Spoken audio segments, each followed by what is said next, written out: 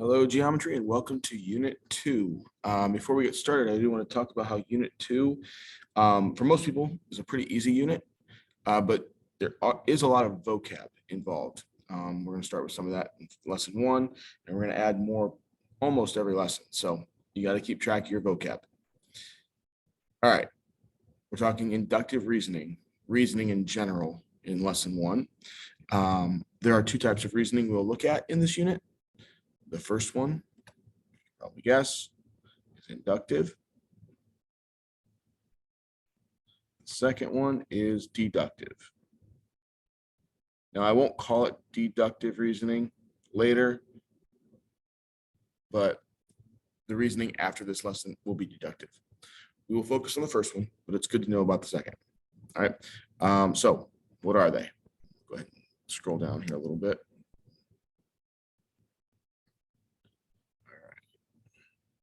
So inductive reasoning is first. It makes generalizations, or we call those conclusions. We're going to make a conclusion based on observed data or from specific observations. So we're going to generalize specific observations. So we've observed that, or maybe not actually seen, but we know that George Washington has died. Muhammad Ali has died. Michael Jackson has died. With that data, okay, I'm going to conclude that all men pass away or die.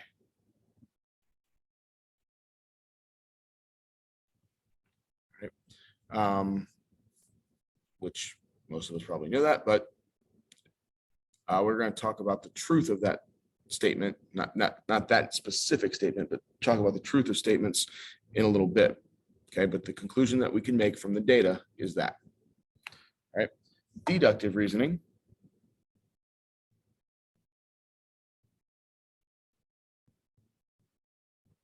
it's kind of the opposite, makes specific conclusions from broad generalizations. So you're given a generalization and then you apply it to a specific situation. Use the same kind of example above. I'm starting with every human eventually passes away. So that's a broad generalization. Every human eventually passes away. Now I'm going to look at specific. Steve is human. My conclusion is Steve will eventually pass away.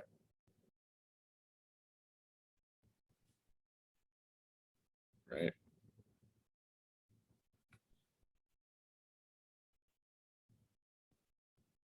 Sorry. In this lesson, we're going to focus on inductive. I already said that. Here's another example of a vocab word you want to know. The conclusion we made in the example above is an example of a conjecture. It's kind of like a hypothesis, a little bit like a hypothesis. It's a guess as what the pattern is. A conjecture can be either true or false. So sometimes you're going to make a conjecture and it's not going to be correct. Okay. We're going to talk about that in a little bit next. So proving a conjecture to be true is much more difficult than proving a conjecture to be false. To prove a conjecture is false, all you need is one counterexample or an instance where the conjecture is wrong. All right, before I do those two examples, I want to talk about an easy one to think about. Let's say it's the beginning of first period. I'm in my room. Students are walking in. The first five people walk in are guys. My conjecture that I'm making in my head is, wow, is this a class of all guys? And then the sixth person that walks in is a girl. My conjecture is now false. Okay, so I've observed data. I've made a guess. Oh, wow, is this whole class made of guys? And then a counterexample would be the girl that walks in sixth. Okay. So another example of this, more along the lines of math, all four-sided figures are squares. Okay, you see a four-sided figure, it happens to be a square. You see another four-sided figure, it happens to be a square. You see another four-sided figure, it happens to be a square. So with that observation, You're saying all four-sided figures are squares. Well, it's not true because we all know about rectangles, right? We all know about trapezoids, hopefully. There's a few more counterexamples here, but what am I looking for? A four-sided figure that's not a square. A triangle is not a counterexample here because a triangle is not even a four-sided figure. So I'm not even talking about that. All right. A conjecture. A conjecture is the conjecture is all non-intersecting lines are parallel. Well, hopefully you remember this from last time. If it's a non-intersecting line, it could be parallel or it could be skew. And skew lines are really the only counterexample to this conjecture. Okay.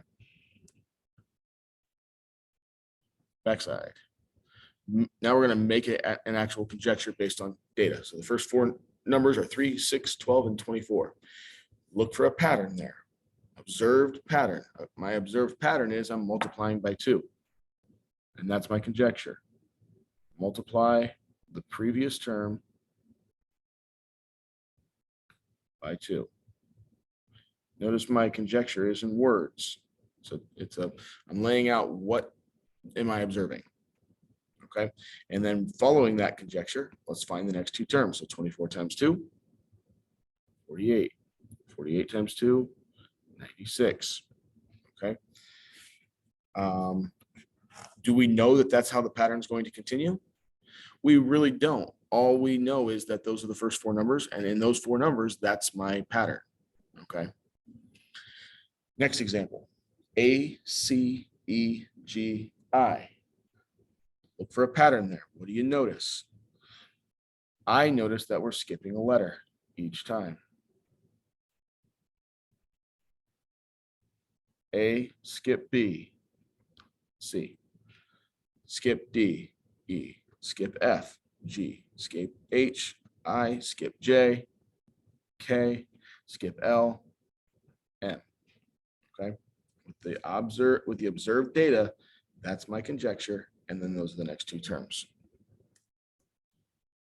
All right, last one. The table shows how many regions are created inside a circle when there are a certain number of points placed on the circle. So I'm going to draw those like this right here. So I've got a circle and I've got 2 points on the circle, and I'm going to connect those points. How many regions got created? Well, there's 2. Now I'm going to do the next one. If I have 3 points on the circle and I connect those points, how many regions? 1, 2, 3, 4, which is what we saw. I'm looking for patterns here. So the next one, 4 and 8. I'll probably make this the last one because I know it gets a little hairy.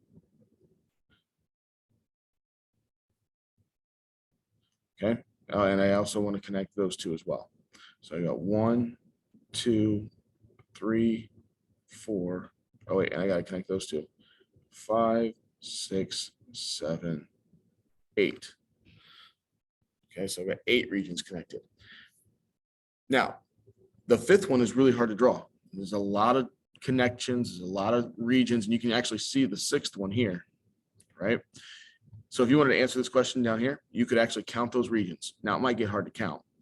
Or you can look for a pattern from the observation or in the observations that we've made. So the pattern I want to look for is in here, because we know the pattern here. You're adding a point each time. So what happens when I add a point? Well, what happens to the number of regions? I want to look for a pattern there. So the pattern that I see is you're multiplying by 2, right? You multiply by 2, multiply by 2, multiply by 2. So then I would make my conjecture and say that the number of regions doubles with a point added to the circle, which would mean for 6 points, you would have 32 regions. And it is correct. If you want to count that, you could. Okay. Now, Formulas is something that we're not going to necessarily get into, but what I would say is, what happens if I have n number of regions? An unknown number, or sorry, not number of regions, number of points. Let's say I don't know how many points. Let's just pick a random number. Let's say 12 points. Well, it's going to be, you could do it. You could multiply by 2 12 times. But is there a different way? Could you come up with a formula that you could just plug 12 in and figure it out? Okay. I'm not going to do this one. Like I said, it's going further than you need to, but that's the place you could go with this information. Okay. And that's it for inductive reasoning. And this is a pretty short chapter, so we're almost, well, we got 5 lessons here. So that's it.